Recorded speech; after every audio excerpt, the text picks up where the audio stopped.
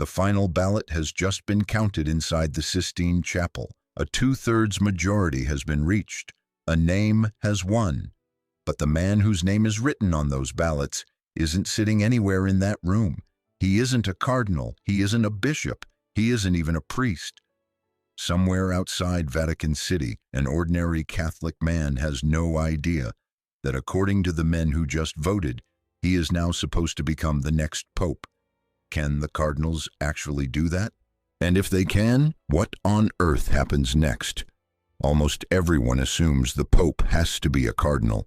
It's such a safe assumption that it's easy to forget it's actually two separate questions being treated as one. Who is allowed to vote in that room is one category. Who is legally eligible to be voted for is a completely different category. Church law is clear that in principle, any baptized Catholic man is a possible candidate. What it doesn't say is that the process would be simple, or that just anyone could actually complete it. As this story is about to show, being eligible in principle and being able to actually take up the office turn out to be two very different things. So let's say the cardinals really did it. What would actually happen step by step, starting the moment that final ballot was read aloud? First, somebody would have to physically find him.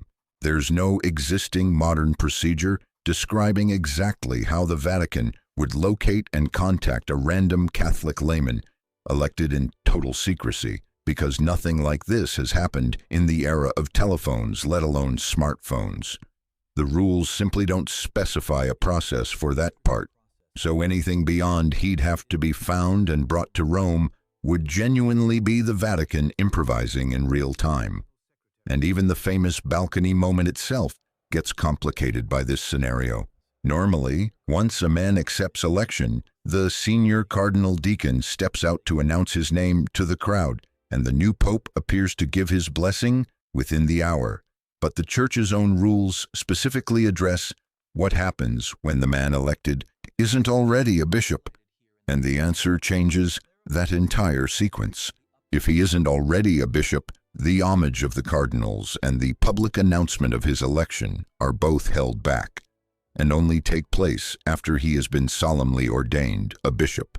In other words, the world could know, in a general sense, that a conclave had concluded, without yet learning who had actually been chosen, or seeing him formally presented as pope at all. But once he's actually there, standing in front of the College of Cardinals, one specific, formal question has to be asked, exactly as it would be asked of any other man in that position. Does he accept his canonical election as Supreme Pontiff? And here's where the story could end before it even properly begins. He could say no. Nothing in church law forces the man they've chosen to accept. If he refuses, there is no pope. The cardinals would simply be back where they started, needing to return to further rounds of balloting until someone else's name finally receives both the required majority and an actual yes. But suppose he says yes. Here's where the story should surprise you, because what happens next isn't quite what most people assume. Church law is specific on this exact point. The Roman pontiff obtains full and supreme power over the church through acceptance of a legitimate election, together with episcopal consecration. If the man elected is already a bishop, both of those things happen at once, and he holds full authority the instant he says yes. But if he isn't already a bishop, that second half of the equation is still missing. He has accepted, the office is his, but he does not yet possess the full and supreme power the papacy actually carries, because the law requires the acceptance and the episcopal consecration together, not one without the other, which raises the obvious problem. This man cannot celebrate Mass. He cannot hear a confession. He cannot ordain anyone. And under the Church's own law, he doesn't yet hold the full authority of the office he has just accepted, because that authority is explicitly tied to becoming a bishop, something that hasn't happened yet. So what happens next isn't a formality. It's one of the strangest logistical scrambles imaginable inside the Vatican. The Church's own governing document for papal elections addresses this exact scenario directly, in surprisingly plain language. If the person elected is not already a bishop, he is to be ordained a bishop immediately. Immediately, not eventually, not after due preparation. But being ordained a bishop assumes you're already a priest. And in our scenario, this man isn't even that. So before he can become a bishop, he would first need to be ordained a deacon, then a priest, and only then a bishop. Moving through the same sequence of holy orders the Church requires of literally every cleric. Nothing in current law allows that sequence to be skipped, only accelerate. Exactly how fast the Vatican could move through it isn't spelled out in the rules for a case this extreme, since nothing on this scale has been attempted in the modern era. History does offer a rough sense of what urgent has looked like before, though, which is where this story gets its strongest proof that none of this is hypothetical. And there's an even stranger wrinkle buried inside all of this. What if the man the cardinals elected happened to be married? Nothing in canon law says a married Catholic man is automatically ineligible to be elected pope. But canon law is direct about what happens next. A man who has a wife is, in the Church's own words, simply impeded from receiving holy orders at all, unless he's been specifically destined for the permanent diaconate, which wouldn't apply here. And this isn't a minor local rule a nearby bishop could quietly wave away. Dispensation from that specific impediment is reserved to the Apostolic See alone. Here's where the puzzle turns back on itself. Ordinarily, the Apostolic See simply means the reigning pope and the offices acting in his name. But our elected man doesn't yet hold the full and supreme power that title carries, precisely because he hasn't been ordained a bishop yet. And he can't be ordained a bishop while this impediment remains in place.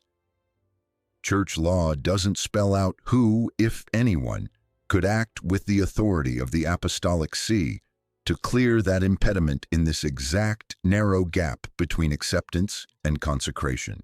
It's a genuine unresolved edge of church law, not because canonists have overlooked it, but because nothing in the history of the modern papacy has ever actually forced anyone to answer it.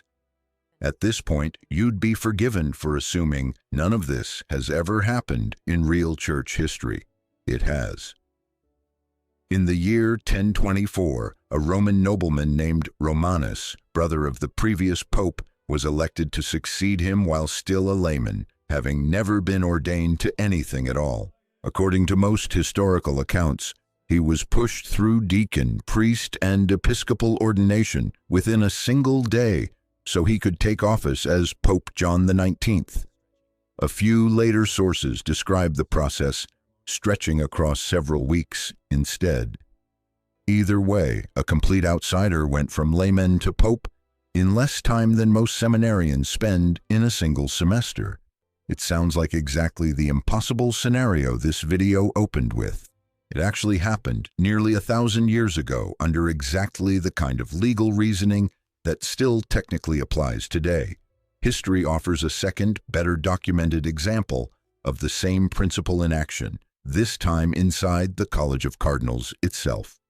In March of 1513, Giovanni de' Medici was elected pope while still only a cardinal deacon, never having been ordained a priest at all. He was ordained a priest on March 15th, consecrated a bishop on March 17th, and crowned as Pope Leo X on March 19th, all within 10 days of his election. Even a man who had spent over 20 years as a cardinal still needed the Church to compress years of ordination into a matter of days before he could actually function as pope. So if the rules genuinely allow this, why does it never actually happen anymore? Simply put, because the cardinals overwhelmingly choose not to go that route. Nothing forces them to select a fellow cardinal, but for centuries, actual practice has consistently favored electing men already deep inside the Church's hierarchy. Typically cardinals who are already bishops, already experienced in Vatican governance, and already known quantities to the men voting. The theoretical door to an outsider has never actually been closed. It's simply a door nobody currently has any real incentive to walk through. So picture that ordinary Catholic man one more time, going about his life somewhere outside Vatican City, while cardinals inside a locked chapel write his name on a stack of paper ballots. The most exclusive election on earth is conducted entirely by one of the most exclusive groups inside the Catholic Church. And yet, under the Church's own governing law, the name on those ballots was never required to belong to one of them at all.